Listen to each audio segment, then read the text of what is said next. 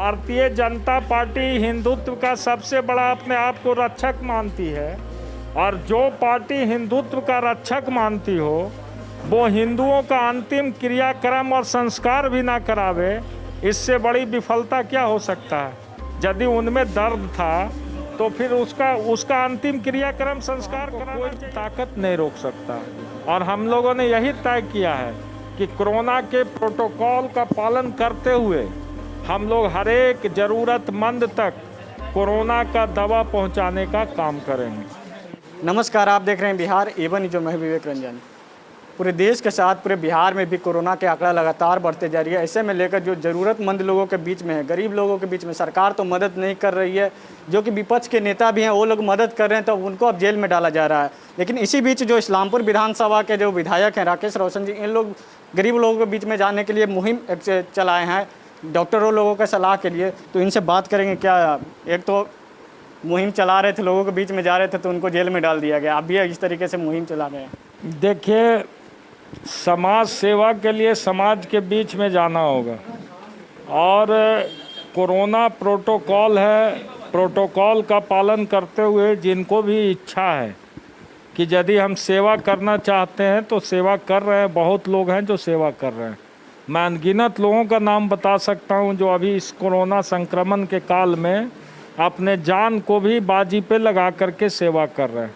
अभी हमारा ये महुआ का विधायक है मुकेश रोशन, वो भी अपने इलाका में इसी तरह का दवा वितरण करा रहा है जो मैं करवा रहा हूँ।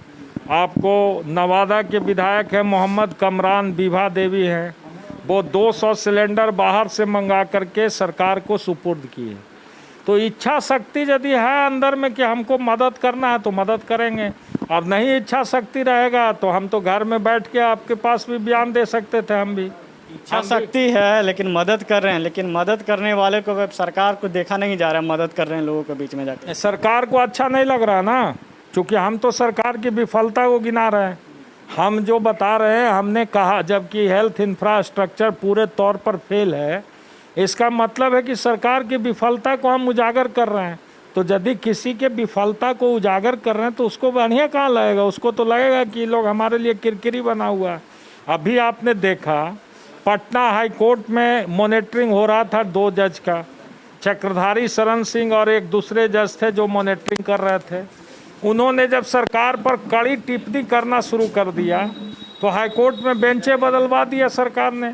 अब नया जो चीफ जस्टिस का बेंच है करोल साहब का, ये सही बात को उतना रूप में सही ढंग से प्रकट नहीं कर रहे हैं। सरकार की इच्छा के अनुकूल उनकी टिप्पणी हो रही है। सही तो फैसला लोकतंत्र में तो सबको आज़ादी। आप कोर्ट पे भी इस तरीके से लगाइएगा प्रतिबंध तो कैसे काम चलेगा। देखिए, यही तो नीतीश जी का असली चेहरा है।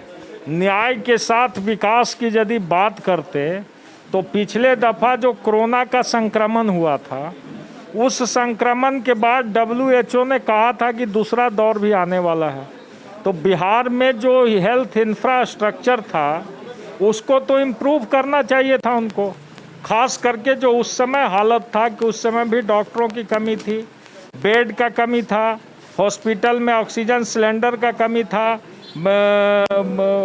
और भी जो दवा था उसकी भी कमी थी। तो ये सारे चीज़ के लिए इनको मिला 9 महीना।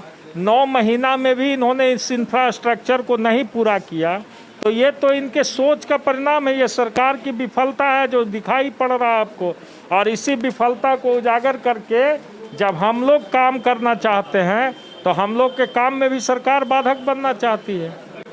लेकिन जिसका इच्छा शक्ति मजबूत है, यदि हम चाहते हैं कि हम अपने विधानसभा क्षेत्र की जनता को मदद करें तो हमको कोई भी ताकत नहीं रोक सकता।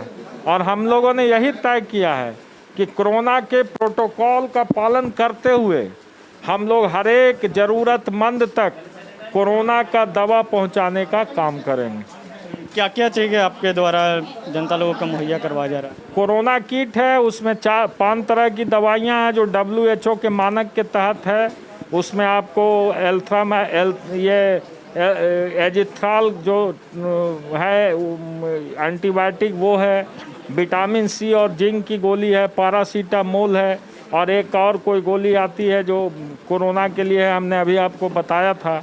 ये सारे चीज़ों का हमने किट बनाया है, मास्क भी डाला है और सबको हम देना चाहते हैं। आपका जो सांसद हैं कौशलेंद्र जो दिखाई नहीं दे रहे हैं, उनके खिलाफ एक हम खबर चैनल के द्वारा खबर चलाता तो फ़ोन आया था कि हम बिहार शरीफ में बैठे हुए आके हमसे बिहार शरीफ में मिले। तो जनता बिहार शरीफ में जाके मिलेगी या उनके क्षेत्र में आपको जाना होगा? नहीं, ये तो उनकी बात यदि बोलते हैं कि बिहार शरीफ में मिलो तो ये गलत है। उनको यदि जनता के प्रति थोड़ा भी कमिटमेंट है और जनता ने उनको वोट दिया तो उनको आना चाहिए इस दुख की घड़ी में जनता के सामने और यहाँ बैठ करके उनकी बातों को सुनना चाहिए, ना कि बिहार शरीफ में। बिहार शरीफ कितना लोग जा सकता है क्षेत्र से, और वहाँ जा कर के वो क्या समस्या का निदान करेंगे? यहाँ का हॉस्पिटल का जो समस्या है, यहाँ का जो भिन्न भिन्न जगहों पर जो आपको कम्युनिटी हेल्थ सेंटर चल रहा है उसकी जो समस्या है, जो कम्युनिटी किचन चल रहा है उसकी समस्या है, जब तक उसको कोई देखेगा नहीं, मॉनिटरिंग नहीं करेगा तो बिहार शरीफ से बैठे बैठे थोड़ी क्या हो सकता है। स्वास्थ्य व्यवस्था को लेकर किस तरीके से देखते हैं? बिहार में तो स्वास्थ्य व्यवस्था तो है नहीं, एजुकेशन की बात तो है नहीं। तो इस बार जो कोरोना का तीसरी लहर भी आ रहा है, तो कोरोना की तीसरी लहर में किस तरीके से आप लोग सरकार को घेरने के लिए बनाए हुए हैं? देखिए, हम लोगों ने तो पहले ही कहा कि इस बार विधायक मद से जो पैसा हम लोग से ले रहे हैं 2-2 करोड़ रुपया, हम लोग को अपने क्षेत्र में इस पैसा को लगाने दीजिए। हमारे अनुशंसा पर आप हेल्थ केयर के इंफ्रास्ट्रक्चर को ही डेवलप करने में लगाइए ना, लेकिन मेरी अनुशंसा चलनी चाहिए। लेकिन इस पर तो सरकार चुप है, कोई बात सुनने को तैयार नहीं है। चुप है सरकार को, तो जगाने के लिए आप लोग भी विपक्ष में तो जगाने के लिए कुछ करिए। हम लोग तो इसके लिए लगातार अभियान चला रहे हैं। हम लोग को ज़रूरत पड़ेगा सड़क तक उतरेंगे, आंदोलन करेंगे, राज्यपाल को ज्ञापन देंगे। हम लोगों का कार्यक्रम तय है। अभी चूँकि कोरोना है, इस स्थिति में हम लोग को ऐसा कदम ना उठाना चाहते हैं जिससे कि कल को ये विपक्ष पर तोहमत लगाने लगे कि इन लोगों ने ही संक्रमण को बढ़ा दिया।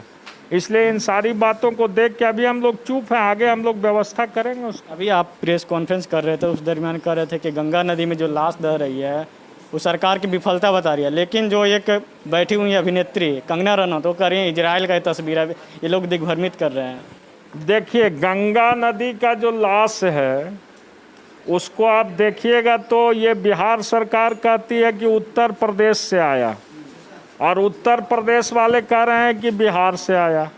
ये दोनों लोग लड़ रहे हैं, दोनों जगह लड़ रहे हैं। तो दोनों जगह एक ही पार्टी की सरकार है, वही बात मैं कह रहा हूँ। और भारतीय जनता पार्टी हिंदुत्व का सबसे बड़ा अपने आप को रक्षक मानती है, और जो पार्टी हिंदुत्व का रक्षक मानती हो वो हिंदुओं का अंतिम क्रियाक्रम और संस्कार भी ना करावे, इससे बड़ी विफलता क्या हो सकता है? यदि उनमें दर्द था तो फिर उसका अंतिम क्रियाक्रम संस्कार कराना चाहिए था। लाश को उन लोगों ने गंगा नदी में फेंक दिया, क्या बताता है ये लाश? ये बताता है कि अपने नाकामी को छिपाने के लिए उन्होंने फेंक दिया। हिंदू धर्म तो ये नहीं कहता मरने के बाद उसका दाह संस्कार होता है, लेकिन दाह संस्कार का तो कोई सिस्टम है ही नहीं। तो निकामी छिपाने के लिए काम करे। लेकिन कंगना रनौत कह रही है कि तस्वीर यहाँ के है ही नहीं है, तो क्या वहाँ पे गंगा नदी में जाकर देखी है? बक्सर में आप ही ने दिखाया, लोगों ने दिखाया। कंगना राउत कहाँ से ट्वीट कर रही हैं? उनका वो कोई आई विटनेस है क्या? Whether she has seen the dead body from her own eyes.